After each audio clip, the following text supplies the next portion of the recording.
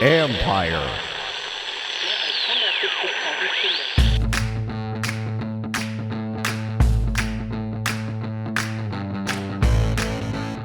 Hello and welcome to my podcast, a bonus edition given the craziness of this week and Friday overall. With the news that Washington's game versus Philadelphia was moved to 7 p.m. Tuesday, I wanted to at least talk a few minutes about what this means for Washington and things that I know and how this impacts player availability. Before I get going, I did talk with ESPN's Eagles reporter Tim McManus for a podcast that came out Thursday night. Nothing really changes from their end. If you want to learn about the Eagles, listen to that podcast. One note, this does actually probably help Jalen Hurts because he's been dealing with an ankle injury, so it could help him out. Anyway, in that podcast, there was a short prediction for me, which did not include them changing the game. Why? Because the NFL was adamant it wouldn't do so. But it appears the NFLPA was able to get them to move the game off Sunday for medical concerns. Of course, the Browns and Raiders game was moved. The Seahawks-Rams were moved as well. As of Friday afternoon, Washington had 23 players on the COVID list. Taylor Heineke, of course, went on it Friday. Keith Ishmael came off it. He had a false positive. So here's my take on the situation. There's no guarantee that a lot of the players will be back in time to play Tuesday. Again, 23 is a lot. But there is a major sense of relief among the coaching staff, and now they believe they have a real shot to win this game. Clearly, they were hoping they could go out there and compete, but now you should be getting guys back that can help you definitely compete, and that's important. Had the game remained Sunday, I think there might have been 6 or so players who would have come off the list, not all guaranteed. That would have been James Smith-Williams, John Allen, Casey Toohill, Montez Sweat, Cam Sims, probably Tim Settle, maybe Kyle Allen. So that would have impacted the game in a positive way because it would get its defensive line back. And I know that if fully healthy or mostly healthy, Washington absolutely likes this matchup because its strength is stopping the run, and that is what the Eagles do best. If all those guys can come back, Washington can use that 5-man front it likes to use against teams like the Eagles. Now, who else might return if they play Tuesday? Again, perhaps Kyle Allen, which would give them an experienced starting quarterback who has been in this system a while. The Eagles have a really good defense, so it's going to be an issue no matter who plays quarterback. It would be good for them to have Kyle Allen because if not, I don't think Heineke is going to be back. I think Allen has a better chance of coming back, I should say. And otherwise, then you're looking at highly inexperienced quarterbacks, whether it's Garrett Gilbert, Kyle Shermer, Jordan Tiamu, whatever. Anyway, having it on Tuesday almost definitely ensures that receiver Terry McLaurin will be ready. Now, Ron Rivera said Friday before the postponement that he was highly optimistic about McLaurin's chances for Sunday. He was less optimistic about J.D. McKissic for a Sunday game. Rivera said he was hopeful, but he was almost definite when talking about McLaurin being cleared and ready. He was much less so talking about McKissic. However, with it being moved to Tuesday, there is some hope that both McKissic and Curtis Samuel could return for Tuesday. Samuel has a hamstring injury. He would have been ruled out for Sunday. Now he's got a chance, I think. Having said that, McKissic is by far the more impactful player because Samuel hasn't done really anything this year, of course, as you know. Then you get those D linemen back and one of their quarterbacks, then that gives them a competitive chance to win this game. Not having Kendall Fuller is a big miss, but the Eagles with Jalen Hurts are not a great team at throwing the ball. They don't have a ton of weapons in the pass game. Devontae Smith, very good. So I think the secondary would be okay. They can use Bobby McCain in the slot. Remember, he played corner before in Miami.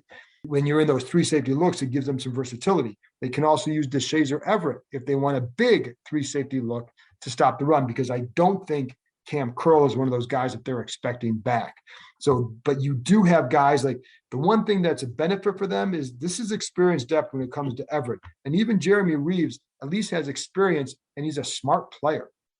He's a small guy, but he's a smart player. And so I think this is a place where you're not having to throw out a rookie out there. You're putting in guys who have played, and both those guys played well for them when they were in there last year, and they know these players. That's key. They know these guys, so they know what they can do. And when you have the running quarterback, if you can put in a guy like Everett and some of those big 3 safety looks, that will be helpful. I don't think Fuller would be back if this game is Tuesday. He was among the small minority of unvaxxed players. For those wondering, I was told Heineke was vaccinated. Conceivably, he could return as well, provided he tests negative twice in one day, or if his viral load falls below a certain threshold.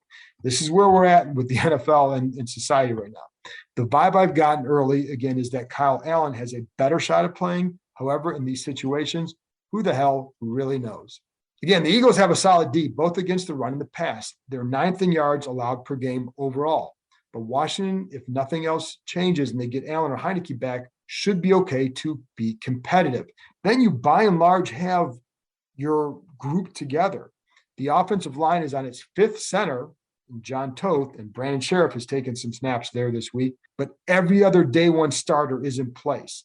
So that's Sam Cosmi, believe, will be back. Brandon Sheriff at right guard. Eric Flowers at left guard, Charles Leno at left tackle. And there's a chance that Cornelius Lucas could be back as well, which would provide more insurance and, more importantly, depth. One of the things the staff has been over the last 18 months is flexible and adaptable. Just about everything the NFL staff has had to be because it's been so many crazy things. But this group was new, had to adapt to 3 starting quarterbacks last year, including a guy coming off a miraculous comeback that they didn't even know if he could play, not to mention they had a coach with cancer. I like how the messaging has stayed the same with the coaches and Ron Rivera from when they were 2-6 to now. You didn't really see him lose his cool with things or deviate, more importantly, from what he felt they needed to do. Just like last year, he felt like if you could get to a certain point, they could have a good finish. He felt like this team was better, and they liked some of the signs they saw early. It was just hard to see it overall, but that's why he was able to stay on his message, and that consistent messaging, I do think, has helped. I like how players and coaches just seem to roll with it, at least publicly. Listen, if I'm a coach behind closed doors, I'm pulling my hair out.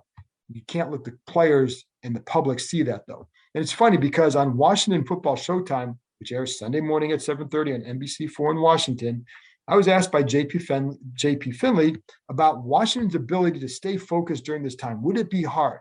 I actually think it's easier for them than Philly. Sometimes when a lot of guys are out, if I'm the coach of the other team, I have to work to remind them, hey, nothing is guaranteed. These guys are pros too.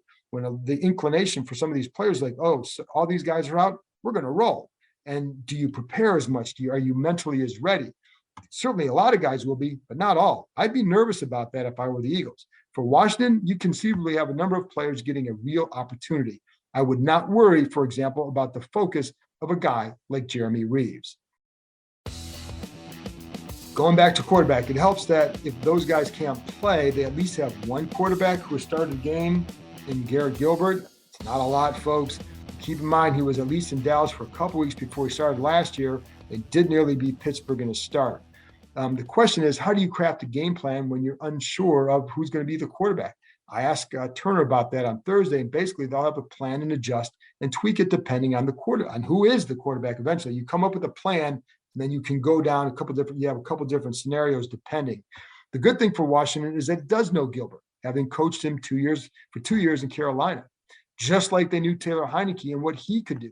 The difference, of course, that Heineke was here for a few weeks, while Gilbert will only be here for a few days, if he has to play, that is. He's considered a savvy, smart player. He did do well enough in his start for Dallas, considering he had barely practiced with them. I talked to one person there who wondered if he was sometimes afraid to cut it loose at times, but that clearly can stem from inexperience. When you haven't played, sometimes you want to be hesitant. You're going to be hesitant.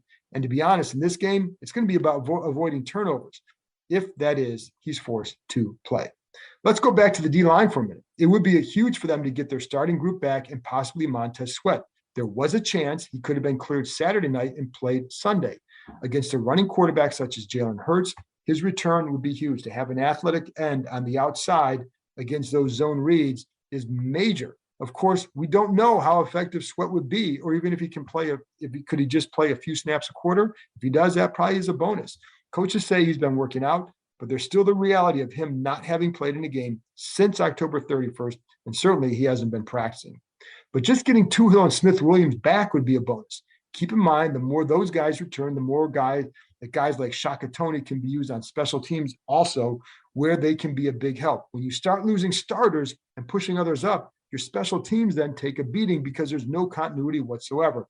And I do like Shaka Toney. I think he's going to be fine in this kind of a game because, again, I think he's got some athleticism on the edge, and that would work against Jalen Hurts. I wouldn't blame the Eagles for being upset about this game being moved. I'd be upset too. They're ready to play, and the team they're facing is the one with the issues. It's not a two-sided issues here. When it's a game for playoff positioning, you want to play it when it's scheduled, of course. This could help Washington, no doubt. Then again, the schedule makers did Washington no favors with the last 3 weeks.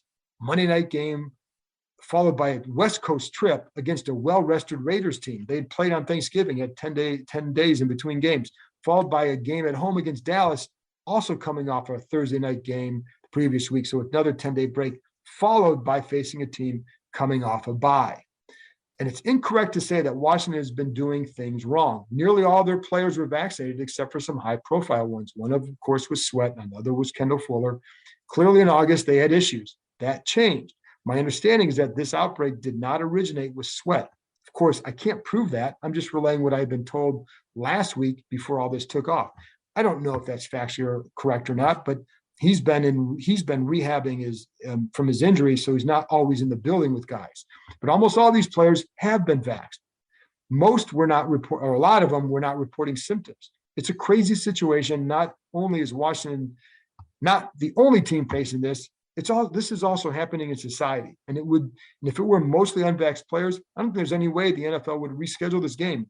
I think that's partly why they are going to do this, is because a lot of these guys are vaxxed. But that's also why they started tweaking those protocols to give those guys who have been vaccinated, who are asymptomatic, and their viral counts are lower, gives them a chance to return, even if they still tested positive. So there's a lot of floating scenarios, and this thing could all change by the time Monday rolls around.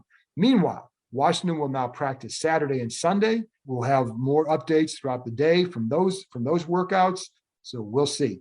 I also think if Washington manages to pull this game off, it's going to make for one hell of a bitter rematch at FedEx Field 2 weeks later. Bring your pepper spray. Anyway, that's it from me. That's the bonus podcast. Thanks a lot for tuning in.